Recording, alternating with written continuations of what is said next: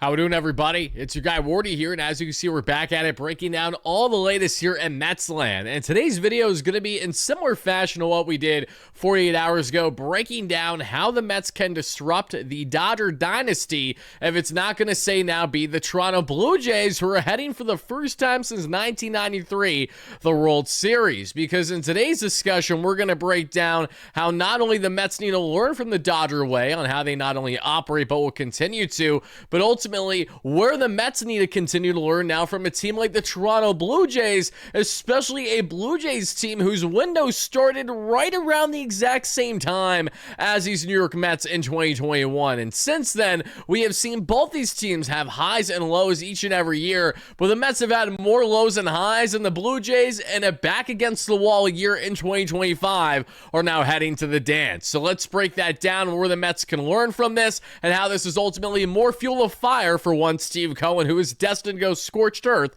this offseason. Thank you guys kindly for hitting that like and subscribe on your way in, as I really do appreciate it. Let me know all your initial reactions, thoughts, and analysis in the comments down below. Not only the Blue Jays getting to the World Series this year, but ultimately what we can learn and how this is clearly added fuel to the fire for Steve Cohen moving forward as Mets owner. In case you guys are wondering, how's this fuel to the fire? Let's just start with the obvious, and that is what is beside me. Now, I don't want to say this that, oh, the Mets made a great mistake by not landing George Springer, but just rather how this goes all the way back to quite literally the beginning of the Toronto Blue Jays locking in this win now state entering the 2021 season, because the big negotiation was that offseason there, the first offseason under Steve Cohen, in which one George Springer had just become available and was starting to break away from that amazing core group with the Astros, cheating scandal and all. And it wasn't for a lack of effort by the Mets to land George Springer. They certainly tried to roll out the red carpet for him, but given the fact that the Mets were the Mets at that time, with no backing of Cohen until his first year as owner there wasn't a whole lot of selling the Mets could do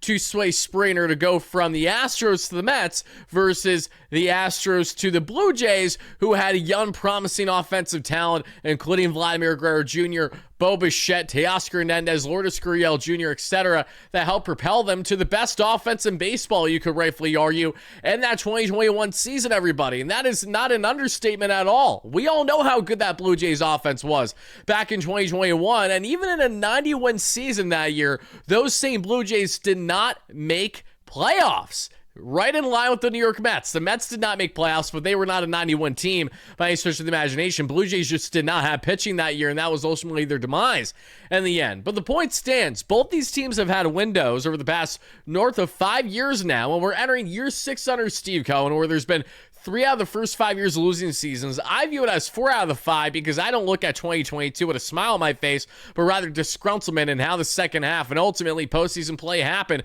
where Max Scherzer can somehow, some way be more effective in postseason play at the age of 41 or so for the Toronto Blue Jays this year, as well as during his small stint with the Texas Rangers to get them to the World Series or be a part of it in the World Series. But in the case of the New York Mets, an absolute clunker when we need Mad Max most. It's kind of just an LOL moment in hindsight, knowing he's already going to his second World Series with a different team since the Mets signed him and basically took him out of his contract, where they traded him $8, he and Justin Verlander alike, just for the sake of getting off this roster. I didn't hate those moves then. I don't hate them now, but it's just frustrating to see a team like the Toronto Blue Jays, who heading into this season, let's call it how it is. They were far from a perfect team on paper, and I certainly doubted them, and shame on me for doubting them to the degree that I did, because this is a team that obviously has had question marks for the consistency of the rotation, including guys like Jose Barrios, Kevin Gausman, who the Mets actually offered more money towards 3 off seasons ago before he ultimately signed with the Blue Jays, because he simply wanted to go to the Blue Jays more than they want to go to the Mets, and even took lesser money technically to make that happen. And that is in fact true. The Mets tried to sign both he and Scherzer at the same time, and all the Blue Jays need to do is wait a couple years, and they would ultimately get them both in their rotation instead. But outside of Gausman, outside of there, and what you're getting, Jose Barrios, outside of have Chris Bassett, another man who's simply looked strong as a nice mid to back end starter for the Blue Jays right now, and a guy who's been a workhorse in their bullpen and playoffs. I love Bassett when he was a New York Met. Another guy that did not step up in postseason play when you need him to. Wasn't great in big game moments here in New York, but unfortunately that's just the case with some of these guys at the end of the day. But the point stands, this Blue Jays team from their rotation still waiting to find out what your Savage has for you, as well as an offense that you invested $500 million in Vladimir Guerrero Jr. No one's ever done that for a first base DH type, but he's clearly showing you exactly why you do it for a player who's not single-handedly, but really a heavy lifting factor. It's how the Blue Jays have had the run that they've had this year. Pair that with all the other pieces in their offense. This is a Blue Jays team that's traded away Teoscar Hernandez, that's parted ways with Lourdes Gurriel Jr., Gabby Moreno, and some key pieces over the years, and even while doing so, still managed to find themselves in 2025 in a position where their pitching backed them up for the majority of the season. They made strong trade deadline moves in ways that the Mets certainly didn't. That was by adding quality starting pitching like a Shane Bieber, who was pitching huge for them in Game 7 of the ALCS. It's almost like that's something that David Stearns should have tried harder to do, even if it meant giving up a little bit more of the farm, but I digress. We're not going to talk about that anymore. That ship has sailed. The point stands. The Blue Jays' backs against the wall this year were, if they did not make postseason play, or if they did not have structure with their offense, had a lot of question marks in which their young pieces and the Ernie Clements of the world, the Addison Bargers, etc., they really blossomed for them in more ways than one, between great in-house player development, as well as everything well-rounded, everyone staying relatively healthy, and in a year where Anthony Santander, your biggest offseason splash from a year ago, was a non-factor for you, you get as far as the World Series. If you are Steve Cohen, you have to look at this Toronto Blue Jays team, a same team that actually took on a salary dump of former Mets shortstop prospect Andres Gimenez, part of the Francisco Lindor trade. Didn't have a good season with them, but obviously he's had some big moments in postseason play. Dalton Varsho, same applies. He's a guy that's been a little up and down since being acquired. What felt like a lopsided trade a couple years ago, but now it's working out for both sides, mainly Toronto, as they're going to the World Series. But if you're Steve Cohen, if you're the New York Mets here, how are you not pissed off? Genuinely speaking, it's one thing to look at the Dodgers, who have had a foundation of a structure the past 15 years. And we all know how the Dodgers have gotten to the point that they've gotten. It's not just spending dollars at a drunken sailor rate, but it's doing it at a quality rate for high upside players, high premier talent that's going to separate yourself from the rest of Major League Baseball. And they have also benefited by landing not just a player and a unicorn, but rather someone who's going to inevitably bring so much more talent along with him, which is what made the $700 million so worthwhile. And they just benefit by being the West Coast team of the Dodgers, that being and bringing in Shohei Ohtani. And, you think of Shohei Ohtani, you think of the Toronto Blue Jays. Wasn't long ago that they thought that they were going to be landing Shohei Ohtani, right? When John Morosi famously put out there that he's flying to Toronto, when it simply never happened. Kind of crazy how that's now reaching full circle moment to the point now that we're going to be seeing this Toronto Blue Jays squad facing Ohtani and these Dodgers in the World Series. But the point here is that when you look at each of the past 5 years between the New York Mets and the Toronto Blue Jays, they've had respective battles for players.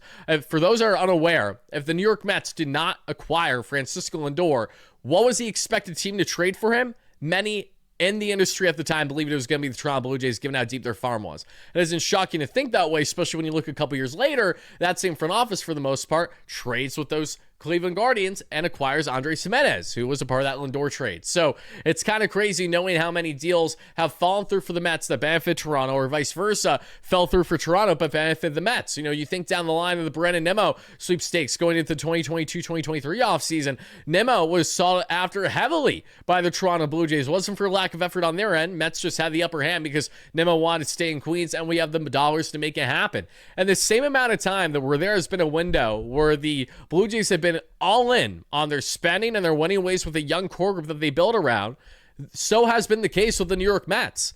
And the New York Mets, while they have spent a lot of money like the Toronto Blue Jays, the Blue Jays still had an upper hand on the Mets, which was the following: a foundation of a fantastic farm. That, too, is something the Mets simply did not have when Steve Cohen first bought the team as owner 5+ years ago. They had a far from a strong farm, whereas the Blue Jays had a very young, spry, and exciting Vladimir Guerrero Jr., Bo Bichette, Lourdes Gurriel Jr. I mean, you're even getting into the other pieces that have since maybe not blossomed so much elsewhere, but had their flashes of success there as well. The point stands. We have seen this Blue Jays team, even with 1 year of one and done of Marcus Semien, they still were able to rebound after departing with some of those key assets over the years. And I just simply cannot get over the fact that in a year where this was a do or die year for the Toronto Blue Jays, where you could have rightfully argued so was the case for the Mets, because this was year 5 of the Mets' 3 to 5 year window to win a championship per Steve Cohen when he bought the team 5 years ago. And now we fast forward 5 years later, the Toronto Blue Jays, who have had so much in flux with their own organization, so much question marks as to what's going to be the future of their front office management, you name it. They now have people not only saving their jobs, but going all in a year the same way that you went all in on Vladimir Guerrero Jr. The Mets go all in on Juan Soto, and the first year they go all in on Juan Soto, the Mets don't even make postseason play. How does that not drive you up a wall if you're Steve Cohen, who has seen the exact same time period of windows of trying to win now, and this team not even get there the way that the Blue Jays have? Yes, they're in the American League, so yes, they didn't have to face the Dodgers before the World Series the way the Mets did last year. Maybe the Mets would have been in the World Series if they didn't have to play the Dodgers at any point. We'll never know. But what we do know is what we see right in front of us, and we can learn a couple things on how this Blue Jays team has operated, and it's really 3 sticking points I want to make known here, okay? And also, as much as I know that you guys are drooling over that constant George Springer highlight of a home run, let's now deviate away from that. Let me show you also, just to give you guys a glimpse briefly before I talk about more of the aspects of the Blue Jays that the Mets can learn from here, and I know Steve Cohen well moving into this offseason. When you look at the Blue Jays in 2021, a 91-71 season that was still 4th out of 5th somehow in the AL East. Then 2022, they're bounced right in the wild card, and they have a 92-70 year. 2023, bounced in the wild card again, 89-73. 2024, huge step back, 74-88. Had themselves a similar year to how the Mets had in 2023. And then here we are now, Toronto Blue Jays, 2025, not only lead their division, but are going all the way to the dance as the leaders of the American League. And to get into more aspects about this team here, we're going to have Mr. Steve Cohen talking beside me here, because this is the point here to emphasize in regards to Steve and what he, David Stearns, and everyone else in Co needs to do right here moving forward, because I've not been happy seeing these kind of teams surpass the Mets in more ways than one. And yes, I get it, Rome wasn't built overnight, but the Mets need to figure out something, and here's how they're going to figure it out. We know what there is to learn about the Dodgers. It's not just deferred contracts. It's fantastic player development. It's building a farm so that way you can allocate certain assets elsewhere. It's by becoming a desirable destination based off of continued success. It's by having a fantastic balance for your manager, your front office, and utilizing the numbers, but not overwhelmingly, where it doesn't hurt your game the way that it does for teams that are just getting used to it. We understand all the pros and cons that come with the LA Dodgers and how they operate. If you want to know more about that and how there needs to be a further level of desperation for Steve Cohen this offseason, check out my video I did on exactly that topic just a couple days ago. Because today really comes down to 3 key factors. And let's start with the obvious one going back to yesterday. Veteran leadership of championship type play. Cheating scale or not, George Springer brings an element that is obviously a superior one to a Blue Jays team that's going to the World Series for the first time in 1993. Would this Blue Jays team have gone over that hump against Seattle this past night at the time of this video dropping had Springer not been a part of this club? And I honestly don't know if that would have been the case, obviously, because he was the one who had that 3-run bomb to make them World Series present in that mix now. Now, I know that didn't make sense. Make sure that they're in the World Series is what I'm saying. But even though George Springer is not a guy that I think is like the best player in the league by any stretch, he holds true value as a veteran who's won championships before. And the type of mentality that you need come postseason play, and the type of leader you need both on and off the field. And Francisco Lindor's gotten close, but he's never won a championship before, so he doesn't know that full taste. He's gotten very close, going back to 2016, where he and his, at the time, Cleveland Indians lost to those Cubs. So you look at the Max Scherzers, the Justin Verlanders of the world. The Mets had an opportunity to lean on not only the Hall of Fame careers of those starters, but also ones who actually know what it takes to win, who both have World Series on their resumes. The problem is that the 1 year that the Mets had the best type of veterans imaginable on this roster, everything went wrong from a health front And honestly, structure front, they just weren't a great baseball team, and they got exposed. They didn't have the clutch gene nearly to a degree. They had a lot of injuries going on, and unfortunately for them, Justin Verlander was only here a couple months, and then bam, he's back in Houston. Max Scherzer traded, goes to the Texas Rangers, and then goes on to win a World Series there along with Jacob deGrom, which is crazy to say. So the point is that unfortunately for the Mets, they haven't really positioned themselves all that well to have that kind of veteran presence. And when they did, they had it last year with JD Martinez, a World Series champion with the Boston Red Sox. And lo and behold, the Mets had their most impressive playoff run that we have seen since 2015. I would say that playoff run far more impressive than 2016, obviously. And the Mets had nothing to show in 2022. Slim pickings for Mets playoff run. So let's call it how it is. JD Martinez was It was an incredible factor, along with Jose Iglesias, but it had the veteran leadership, hitting savant, but someone who clearly understands today's game and knows how to win in those high-pressure moments. That came back to help the Mets in the end. They did not have that this year, and that's something they can lean on moving forward, looking for those types, especially maybe it's a veteran outfield option, for example. Maybe if there's someone out there that all is feasible, that would make sense to kind of pair and center until the Mets get Carson Bench up and going as their go-to guy. I'm not saying it needs to be that position, just a thought there. Many different ways the Mets can go about this. But you also look at how this team has been operating with their youth movement. This Blue Jays team started 5 years ago with a youth movement of their offense. That is what they built around for the most part.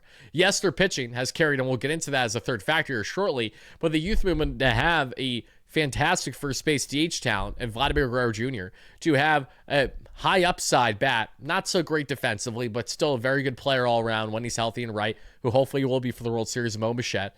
When you look at the other aspects of what they built over the years prior to them trading Teoscar Hernandez, Lourdes Gurriel, they just did a tremendous job with their in-house development and building a strong farm after having years of mediocre baseball. The Blue Jays did it right in that regard. The only thing that they didn't hit the mark on was their pitching. But what did they do? They supplemented their lack of in-house pitching with external pitching. And that's why they went out of their way and got Kevin Gausman. That's why they got Chris Bassett after a one-and-done year with the New York Mets. That's why they went out and traded for Jose Barrios in a trade with, interestingly enough, had Simone Woods Richardson, who the Mets traded as a former pitching prospect, in the Marcus Stroman trade with Toronto all those years ago. And then from that piece, that is how Simone Woods Richardson is now a starter for the Twins, who is obviously a guy who can be traded again because he's not great. He's solid, a guy that can eat innings for you, but nothing that I think is overly moving the needle right now. Even if that's a casual take, I apologize. But the point stands, building that type of farm did wonders for the Blue Jays in setting their foundation of an organization. For the Mets, their foundation isn't all that much on in-house. It's Pete Alonso, Jeff McNeil, Brennan Nimmo. That's basically it. And one, if not two, of those three players I just discussed may very well not be New York Mets next season. So bearing that in mind and knowing the Mets are going to continue to deviate away from that previous core group, it's now building about what this current core is. And it's not just Juan Soto. It's not just Francisco Lindor. It's the ones that you have upcoming, including Carson Bench, including the great aspects of this rotation that the Mets, if they do not trade away key pieces for, say, a Tarek Skubal, will have the luxury of seeing how they blossom this upcoming season. Then you look at the abundance of great young bats in the minor leagues who will be making their mark on this team sooner rather than later. Jet Williams to a degree. AJ Ewing is skyrocketing the farm right now. Jacob Reimer in the Mets Hit Lab 101 looking awesome. Chris Suero, one of my personal favorite prospects. Bronx native, love to see it. There is plenty to be excited about on the Mets farm, but this is something that they're going to need to lean on. That's why I think the Mets are going to want a nice balance of their youth movement paired with their other baby Mets who are now blossoming beyond baby Mets, and the Francisco Alvarez's that we're excited to see with Eric Chavez, right? The Brett Beatty's of the world, who we all think can be our everyday third baseman as long as he stays healthy and isn't traded before the season starts. Mark Vientos, who very well could be traded, but if not, a perfect everyday DH option to see what you have there if you're going to run it back again, even though that I can see why you don't want to. Roddy Mauricio, there's upside there, a lot of pure athleticism. Luis Angel Acuna for sure. I'm not saying the Mets are going to build with all these guys, but they have to utilize these assets to their advantage if they're not going to, which brings me to my main and final point with the Toronto Blue Jays and why Steve Cohen is not only expected to go scorch earth this offseason, but how this is clearly only more fuel to fire. What did the Toronto Blue Jays have right this year outside of offense? It was pitching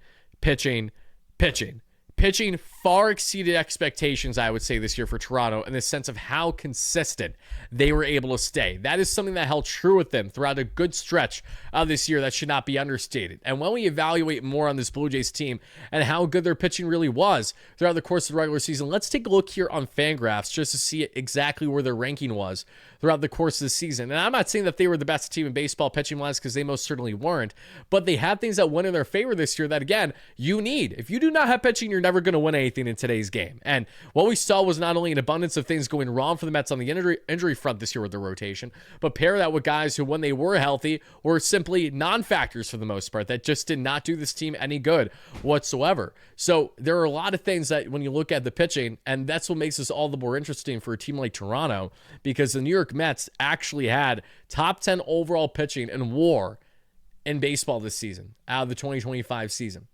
The Toronto Blue Jays were 21st, which is insane. But what have the Toronto Blue Jays been able to do with their pitching? It's not just stay afloat throughout the regular season. It's what they've been able to do in postseason play. And we saw a Seattle Mariners team that's backed by, in my opinion, when healthy, the best rotation in baseball in a lot of ways. Outside of the Dodgers. It's so good, the Mariners. Those same Mariners had more shaking in their boots a little bit with aspects of the rotation than the Toronto Blue Jays, which just shows you how impressive this Blue Jays run is. But it shows you how, yet again, what you do in the regular season is great and all, but it does not necessarily define you. So yes, we can look at the Toronto Blue Jays here, 21st in baseball with 11.7 pitching WAR and a 4.19 team ERA, which isn't great. But then when you think of postseason play, it's a completely different element. And let's actually check current postseason to see how good or how bad those numbers look on paper for this Toronto Blue Jays squad. Because this has not hurt them by any stretch of the imagination.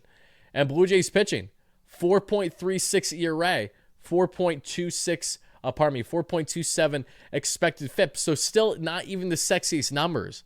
So a team that obviously is backed not only by strong pitching that's helped them stay afloat, but that offense that I alluded to.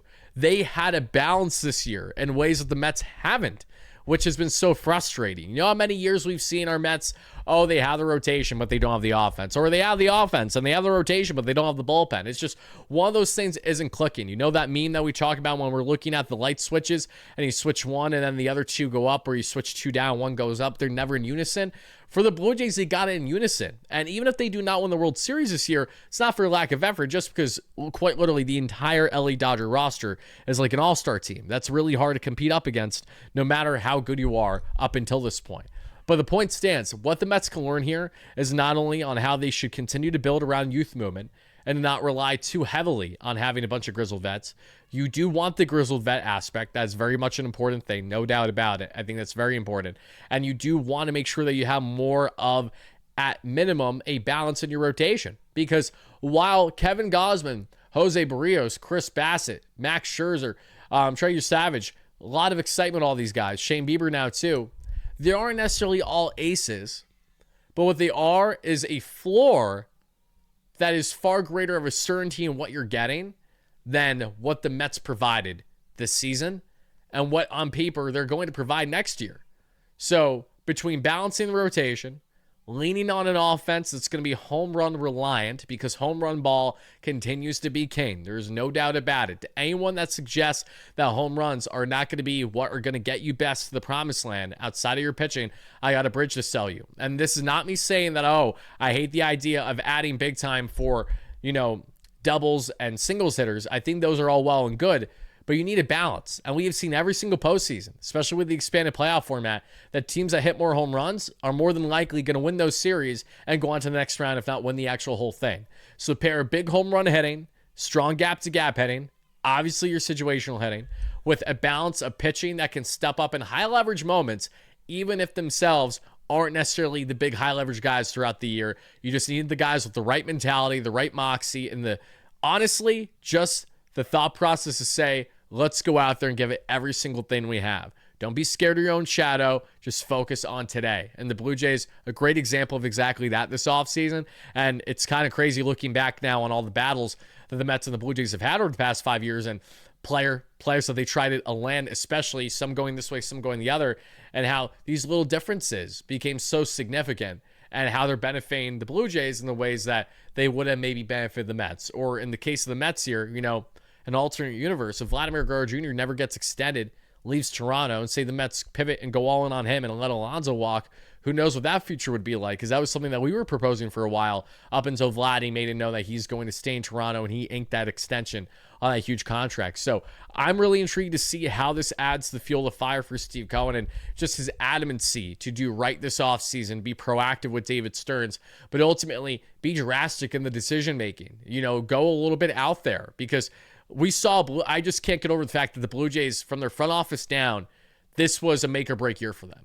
If they did not make postseason play, if they did not have a deep run, great chance they do not run it back with that group at all. I'm not talking just players. I'm talking about their personnel, front office, manager, you name it. There was so much on the line for them this season, and they stepped up in more ways than one. It's admirable. It's something that I really envy, because I would love to see this Mets team fall in that same category. But hopefully they can do that heading into next season by having themselves a massive offseason, which I think we all inevitably believe is going to happen. But now it's just a matter of making the right choices for David Stearns, being proactive with your decision making, not sitting on your hands, making sure that this is not a work by the margins offseason that I amplified so much my breakdown the Dodger video a couple days ago. You cannot sit on your hands as David Stearns or Steve Cohen. You have to be proactive here, and you have to break those barriers. Get outside of your comfortable box. Break the norms.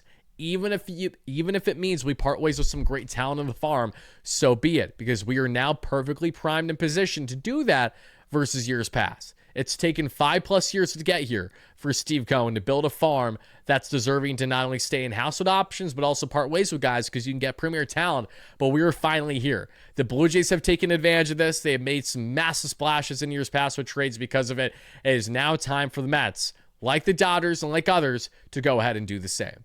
Mets fans, thank you so much again for watching. Let me know your biggest takeaway. Honestly, what is the biggest thing that you can take away from the Toronto Blue Jays and their current run, and what's been going so right for them this year, and what the Mets can learn from? Because outside of all those aspects I just relayed, the obvious one is what the Mets did not have this year that the Blue Jays had from the start, and that was the it factor.